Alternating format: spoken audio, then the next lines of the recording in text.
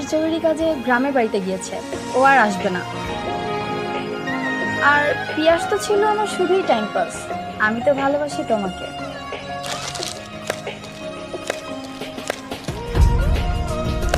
বাহ। আরে পিয়াস, তুমি এখানে হঠাৎ? দেখো তুমি যেরকমটা ভাবতেছ। ওয়েট, তোমাকে আমি এত ভালোবেসেছি, এত বিশ্বাস করেছি, শেষ পর্যন্ত তুমি আমার সাথে এমন করতে পারলে?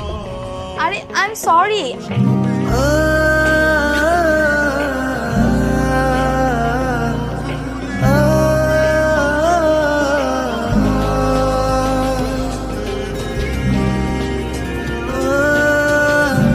তোমাকে তো আমি ভালো মেয়ে ভেবেছিলাম, তুমি আসলে একটা খারাপ। ছি!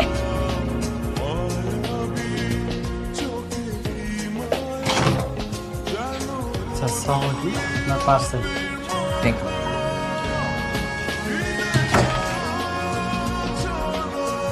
আমার parcel?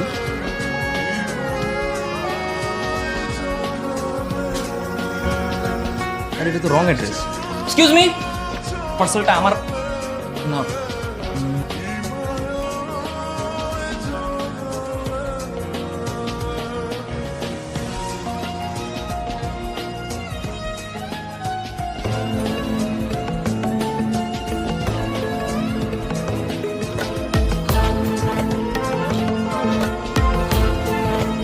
I love you too.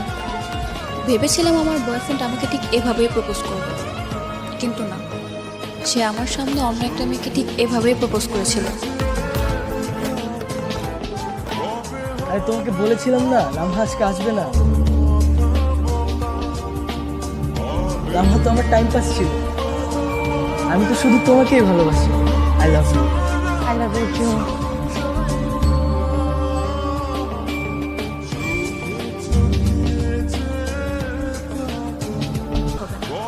তুমি তো জানো আগামী 17 তারিখ আমার জন্মদিন।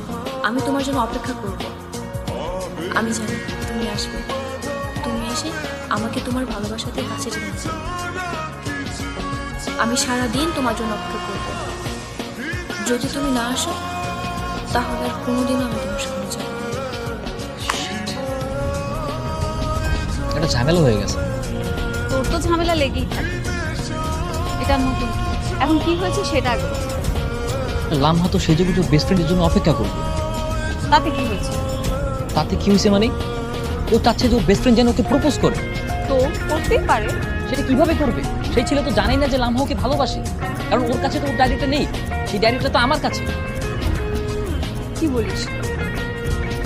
তাহলে তো অনেক বড় প্রবলেম হয়ে গেল। মেয়েটা তো শুধু শুধু গিয়ে অপেক্ষা করবে, তাই না বল? কি করবো কোনো কিছুই বুঝতে পারছি না। এখন যা করার সবকিছু আমাকেই করতে হবে। কি করবি ভেবেছিস কিছু? আমি লামহার সঙ্গে দেখা করবো। দেখা করে কি করবি? প্রপোজ করবি? না, দেখা করে ওর ডায়েরিটা ওকে ফেরত দিবি। ওর ডায়েরিটা যে আমার কাছে ভুলবশত চলে এসেছে সেটাও করবো। কিন্তু তুই তো ওকে পছন্দ করিস। ভালোবাসা মানুষকে আত্মত্যাগ করতে শেখায়, তাই না? হঠাৎ এই কথা বললি কেন? দেখ, তুই লামহাকে চিনিস না, শুধুমাত্র ওর ডায়েরি পড়ে ওকে ভালোবেসে ফেলেছিস। কিন্তু পরিস্থিতির কারণে তুই এখন বলতেও পারছিস না ওকে যে তুই কতটা ভালোবাসিস। বাদ দে না, ও তো আমাকে ভালো মতো চেনেই না। আবার আমার ভালোবাসার কথা জানবে কি না? তুই একটা কাজ করতে পারিস, ওর সাথে দেখা হলে ওকে বলে দিস যে তুই ওকে পছন্দ করিস। দেখি, দেখা হলে হয়তো বলবো। শেষবারের মতো একটা চান্স নেওয়াই যায়, তাই না? একদম। আচ্ছা, কালকে রেডি থাকিস, দুজন একসঙ্গে যাবো। আমার একটা কাজ আছে, তুই যা। কেন? চল না বন্ধু, প্লিজ চল। না, আমি যেতে পারবো না।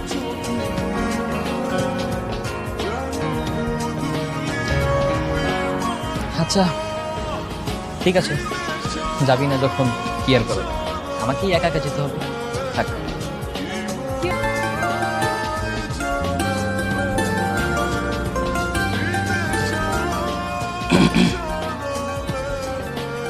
আমি আসলে খুবই লজ্জিত।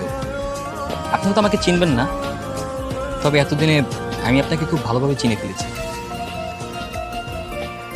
আপনার লেখা পার্সোনাল ডায়েরিটি যখন ভুল করে আমার ঠিকানায় চলে আসে, বিশ্বাস করুন আমি সেটা না চাইতেও মনের অজান্তে পড়ে ফেলি।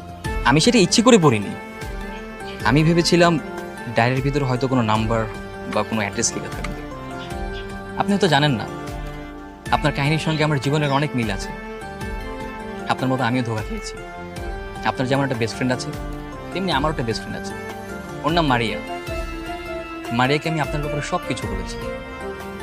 আপনি জানেন, প্রথম যখন আপনার ডায়েরিটি পড়তাম, তখন মনে হতো আমি আপনাকে খুব ভালোবাসি।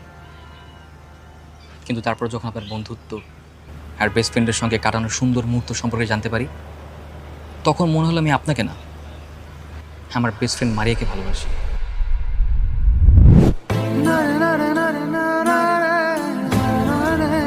আপনি যেমন আপনার বন্ধুর কেয়ার করেন অনেক, মারিয়াও ঠিক তেমনই আমার অনেক কেয়ার করেন।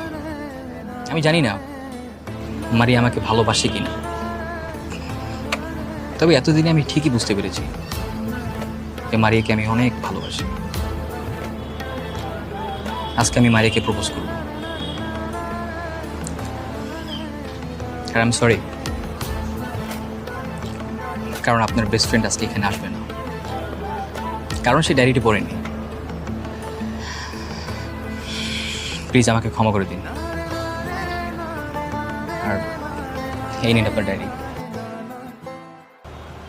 আমি যাচ্ছি আমার মারিয়ার কাছে।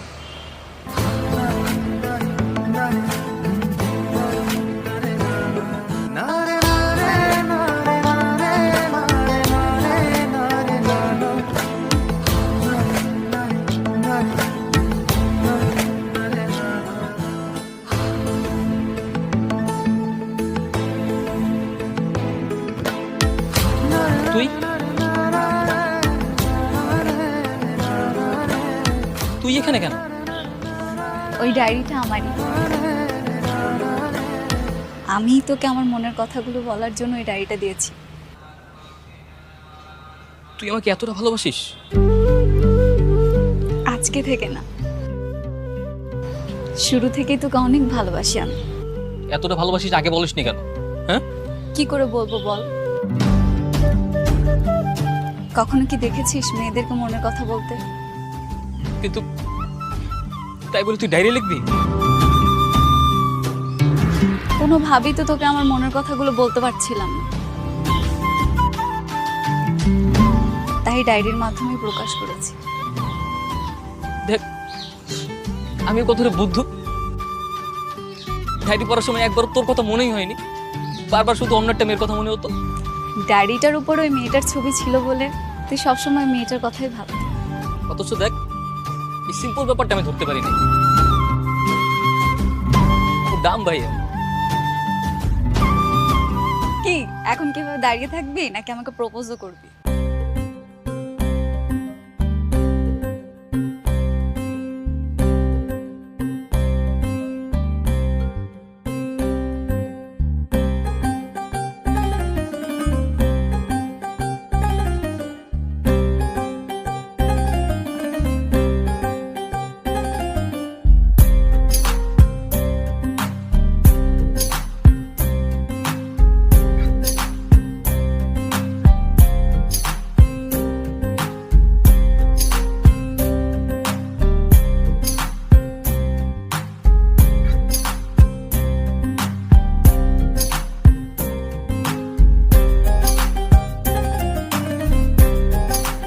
তোকে আজকে অসম্ভব সুন্দর লাগছে, একদম পুরো পরীর মতো।